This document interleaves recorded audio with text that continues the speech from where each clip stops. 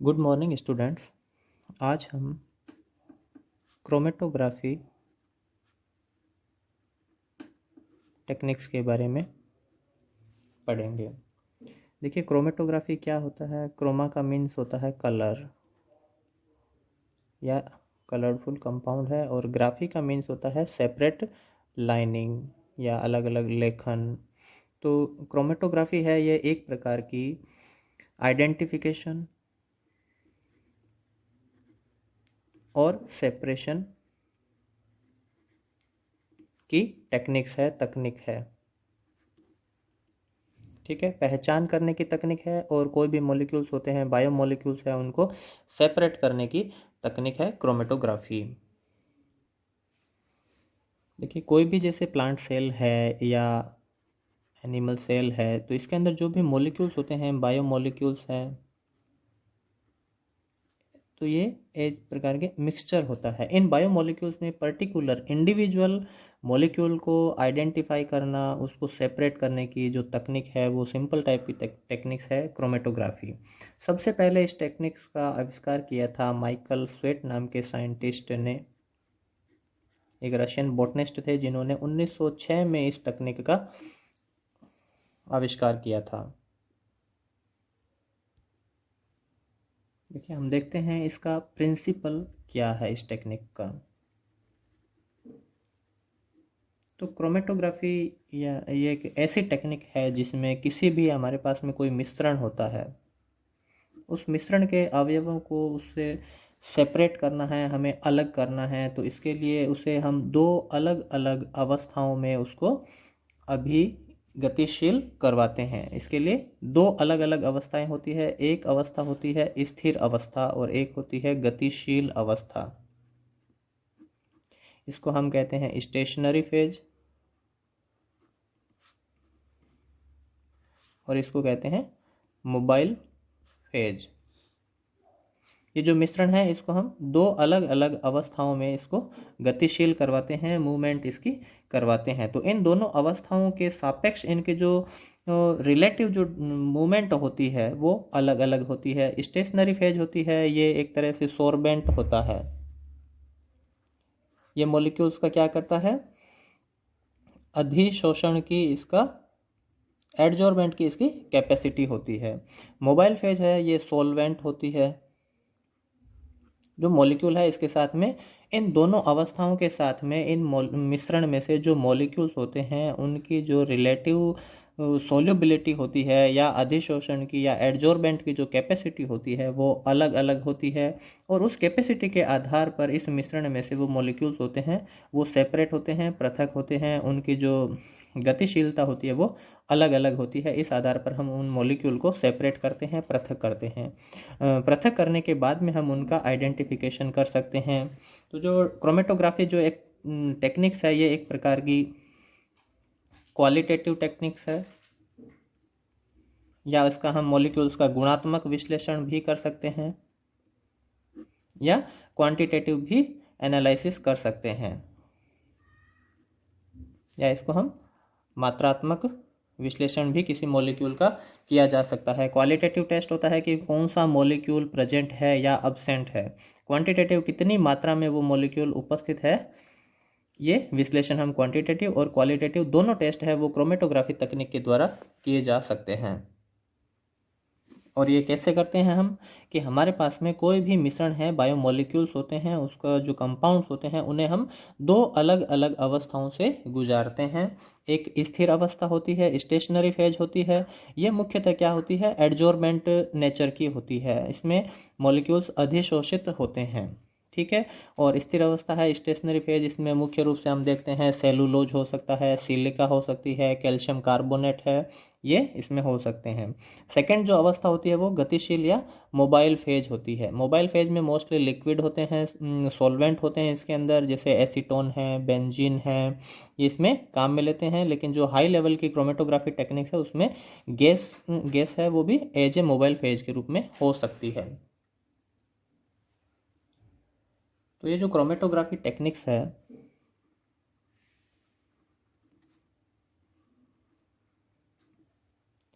स्थिर अवस्था या जो स्टेशनरी फेज है उसके आधार पे ये दो प्रकार से होती है कि स्टेशनरी फेज किस प्रकार से व्यवस्थित होती है। एक है शीट क्रोमेटोग्राफी और दूसरी होती है कॉलम क्रोमेटोग्राफी। स्टेशनरी फेज यदि कॉलम की शेप में होती है, ठीक है, कॉलम या पाइप समान संरचना में, यदि स्टेशनरी फेज इस कॉलम के अंदर रहती है तो उसे हम कॉलम क्रोमेटोग्राफी कहते हैं। और यदि स्टेशनरी फेज एक शीट के समान या पेपर के समान होती है तो उसे हम शीट क्रोमेटोग्राफी कहते हैं। आपके सिलेबस में शीट क्रोमेटोग्राफी है, तो ये पुनः दो टाइप की होती है शीट क्रोमेटोग्राफी। एक सिंपल पेपर क्रोमेटोग्राफी है और दूसरी TLC या इसको हम थिन लेयर क्रोमेटोग्राफी भी कहते हैं। ठीक है, यदि स्थिर अवस्था या स्टेशनरी फेज सिंपल पेपर होता है, जैसे वॉटमैन पेपर है, ब्लोटिंग पेपर है, ठीक है, तो उसे हम पेपर क्रोमेटोग्राफी कहेंगे। सेलुलोज का ये बना होता है, सिंपल कागज है, तो वो एक पेपर क्रोमेटोग्राफी होती है। दूसरा है थिन लेयर क्रोमेटोग्राफी। इसमें क्या होता है कि एक ग्लास की शीट पर सिलिका की लेयरिंग करवा दी जाती है, तो वो थिन लेयर क्रोमेटोग्राफी होती है। ग्लास की शीट पे सिलिका की एक पतली परत का निर्माण किया जाता है, जिसमें सिलिका एज ए शीट के रूप में स्टेशनरी फेज के रूप में काम करती है, तो उसे हम थिन लेयर क्रोमेटोग्राफी कहते हैं। यदि स्टेशनरी फेज है वो कॉलम की शेप में रहती है, कॉलम के अंदर होती है, तो उसे हम कॉलम क्रोमेटोग्राफी कहते हैं। इसमें भी अलग अलग टाइप हो सकते हैं। आयन एक्सचेंज क्रोमेटोग्राफी है, एफिनिटी क्रोमेटोग्राफी है, या हाई लेवल के HPLC है, वो सारी इसमें आती है जो आपके सिलेबस में नहीं है। तो अब हम इसका पेपर क्रोमेटोग्राफी का एग्जाम्पल देखते हैं किस तरीके से ये टेक्निक काम में ली जाती है। देखिए, पेपर क्रोमेटोग्राफी या थिन लेयर क्रोमेटोग्राफी, उसमें एक पेपर की शीट होती है, ये एक सिंपल पेपर है, या ग्लास की पट्टी है, शीट है, जिसके ऊपर सिलिका की एक पतली परत बना दी जाती है। दोनों ही इस तरीके से काम करती है। दोनों का प्रिंसिपल एक है, पेपर क्रोमेटोग्राफी और थिन लेयर क्रोमेटोग्राफी का। ठीक है, इस शीट में हम क्या करते हैं, जो भी हमारा प्लांट एक्सट्रैक्ट है या पत्ती को क्रश करके उसका जो एक्सट्रैक्ट है, उस सैंपल को यहाँ पे हम उसको कैपिलरी ट्यूब के द्वारा इस तरीके से डॉट के रूप में उसको लगा दिया जाता है। इसको कंसंट्रेट करके लगाया जाता है इस तरीके से। ठीक है, हमारी जो ये शीट होती है, यदि पेपर क्रोमेटोग्राफी है तो इसके अंदर सेलुलोज है, वो एज ए स्टेशनरी फेज के रूप में होता है। यदि TLC है तो इसके अंदर सिलिका है, वो स्टेशनरी फेज के रूप में होती है, स्थिर अवस्था के रूप में होती है।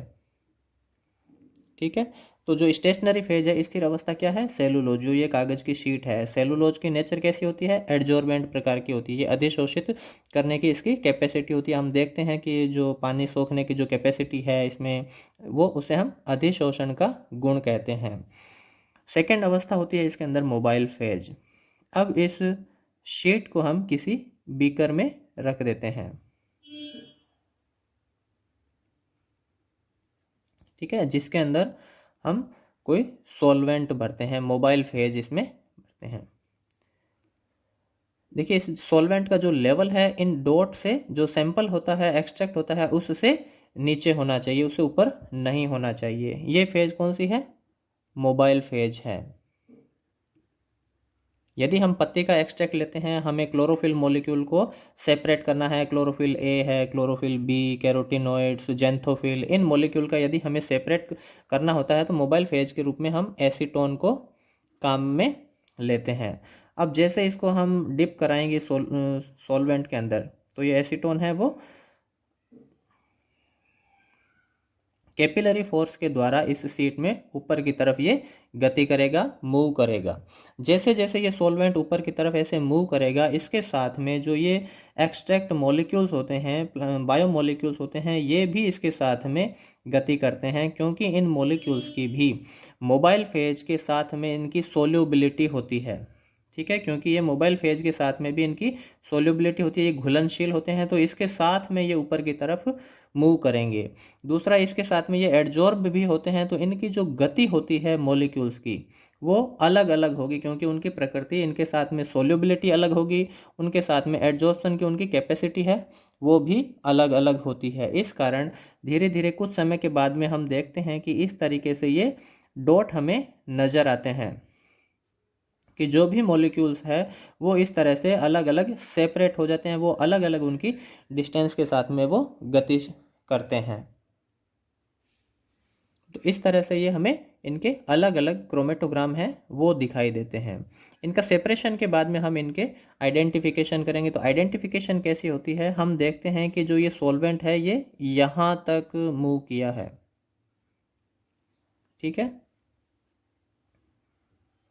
सॉल्वेंट की जो डिस्टेंस है वो ये है, और जो मॉलिक्यूल्स है उनकी डिस्टेंस ये है। तो इनकी जो रिलेटिव डिस्टेंस है उसकी वैल्यू से हम इनकी पहचान या आइडेंटिफिकेशन कर सकते हैं, और वो है, उसका तरीका फॉर्मूला है RF वैल्यू के द्वारा। RF वैल्यू क्या है, फ्लो रेट होती है इसकी।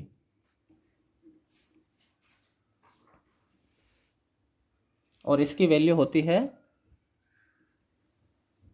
मॉलिक्यूल द्वारा तय की गई दूरी अपॉन सॉल्वेंट द्वारा तय की गई दूरी का जो अनुपात होता है वो उसकी RF वैल्यू होती है, और ये किसी पर्टिकुलर मॉलिक्यूल की स्पेसिफिक वैल्यू होती है। जैसे हम देखते हैं कि यदि सॉल्वेंट की जो डिस्टेंस है टोटल वो 10 सेंटीमीटर है, और इस मॉलिक्यूल की, ये A मॉलिक्यूल है, ये B मॉलिक्यूल है, तो A मॉलिक्यूल की जो तय की गई दूरी है वो 8 सेंटीमीटर है।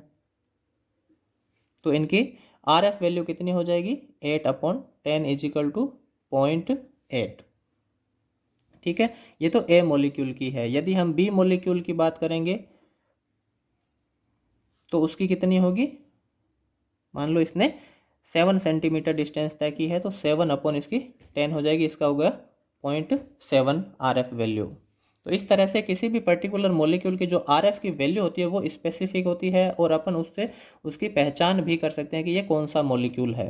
दूसरा ये होता है कि जैसे ही ये क्रोमेटोग्राफी कंप्लीट होती है, फिर इसको यहाँ से इन मॉलिक्यूल्स को या इन डॉट को हम सेपरेट करके इनका क्वालिटेटिव और क्वांटिटेटिव टेस्ट है वो अलग से भी कर सकते हैं। तो इस तरीके से ये क्रोमेटोग्राफी तकनीक के द्वारा हम बायोमोलिक्यूल्स का सेपरेशन और आइडेंटिफिकेशन आसानी से कर सकते हैं। Thank you.